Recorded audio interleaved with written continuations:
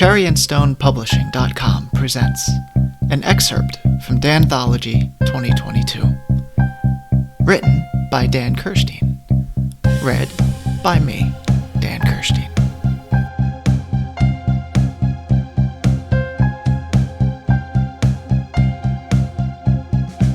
Of 3. The banner hung above the bar in front of him. Good luck, Alice. The party was a bit much, an effigy of Alice's tendency to overcompensate. The appearance of her newfangled, somewhat legendary fiancé, who was dragging her away to some no-name town in the Midwest, was the cherry on top. Raymond hated cherries. Over the music, over the clinking of the glasses, over the mind-numbing small talk of others, he listened to her laugh from her table behind him. Her voice was distinct and familiar. A favorite song played in the background of a film.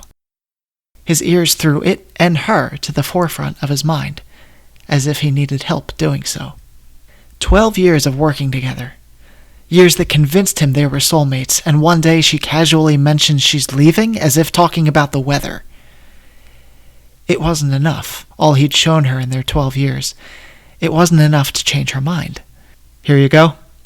The bartender placed a glass of scotch next to him before taking an empty glass away. Another glass still remained in Raymond's hand. He tipped it, staring at the 3 black lines that ran from the knuckles of his right hand down past his black suit sleeve. It was worth it, he reminded himself. Bearing the mark was 1,000 times over worth his newfound prize. Besides, he'd be rid of them soon enough. He finished what little scotch was in the current glass, taking the new one before hearing her voice yet again. This time, it was closer. "Raymond!" she called. Her tone was warm and genuine. He turned to her. Her white tube dress clung below her dark curly hair. Beneath the blue lights, the white specks that danced across her from the reflection of the mirror ball above, she looked surreal, an angel found on the ocean floor. She staggered, not from alcohol nor the heels on her feet. It was undoubtedly from the black lines running down his right cheek. "Oh," she stammered before recovering, though now overcompensating for it. "You made it!" His smile, after seeing her reaction, lessened significantly. It sat below his eyes and poised as if it could pounce at any moment. Wouldn't miss it. "Sorry, it's just the—" She waved at her own cheek. "Is that a tattoo, or is that from the crash?"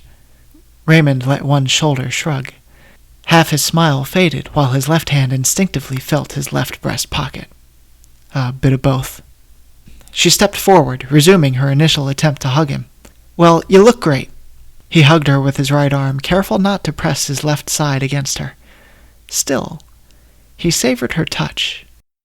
His hand wrapped around her, clutching the opposite side of her waist. "I don't want you to go." "You're sweet." She broke the hug as if a thought had occurred to her. "You want to meet him?" "No," he blinked. Despite his knee-jerk thought, Raymond nodded and held up a finger. "Gotta hit the bathroom first. I'll find you on the way back." "Deal." She squeezed his arm, smiled, and turned away. Before the crash, Raymond would have thought the men's room to be quiet. Now that he knew real silence, he preferred this immensely. White tiles bounced every slight sound his suit made as he stood in the dark blue stall. He dug into his left breast pocket and pulled out a small glass ball, which fit neatly in his palm. He placed it against his right cheek and ran it along the black lines. The glass ball was placed on the tile floor, and despite its shape, it did not roll away. It remained still for a moment before it began to rock. The rocking turned to violent wobbling before a large protrusion reached from the orb. The form took the shape of a hand that writhed and stretched towards the ceiling. The glass grew wide and tall, nearly to Raymond's eye level, before it contracted, snapping into a woman's figure. She glistened for a moment, before the shine dulled. The opacity quickly faded into paper-white skin. She stood before him, naked and emaciated. Fire-red hair covered her face before her bony fingers parted them. Raymond stumbled backwards at the sight of the flesh-covered sockets beneath her brow. She smirked at his reaction.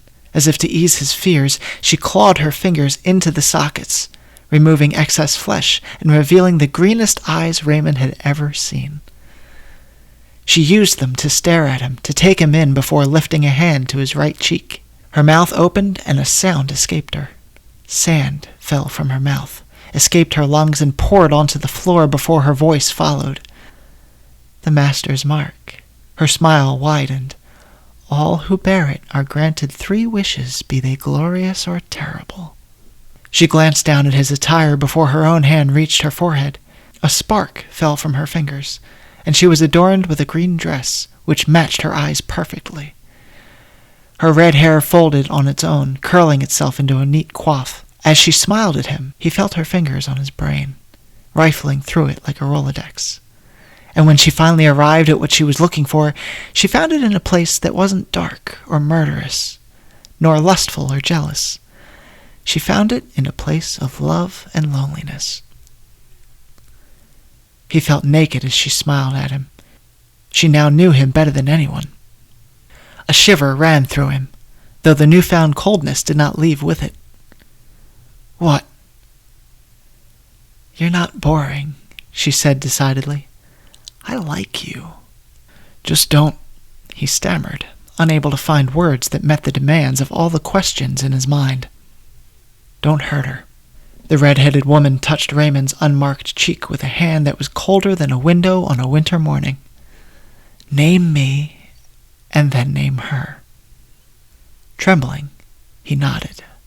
At the table, Alice erupted with laughter, and in her recovery, she felt Christian's hand slide to the small of her back. It was a nice technique, one that he pulled on their first date, and it worked out pretty well for him then, too. She shot him a knowing glance, letting him pull her closer. She touched her cheek to his, feeling his blonde stubble graze her. "But for real," she insisted, her brows raised with anticipation. "You're coming to visit." "I will," one of her friends promised, throwing her hand up in a vow. "I'm hopping on a plane the second the Jackson account closes." "Good," Alice threw her hip and pouted, "because I'm going to miss you." "Girl, same," her friend declared. The smile she wore quickly faded as something caught her eye to Alice's right. Something that chilled her. Alice broke from Christian's arm to turn.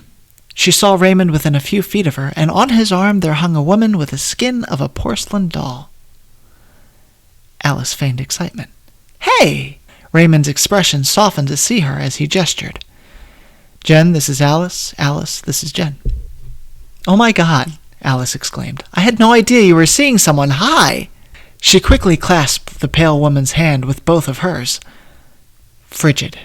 The coldness sprinted from her hands, into her bones and up to her eyes, and through it she saw memories of a life that hadn't happened yet. She sat beside Christian on the plane, excitedly squeezing his hand as she wiggled in the small seat. And as she rested her head on his shoulder, she felt the runway and their old lives leave them behind.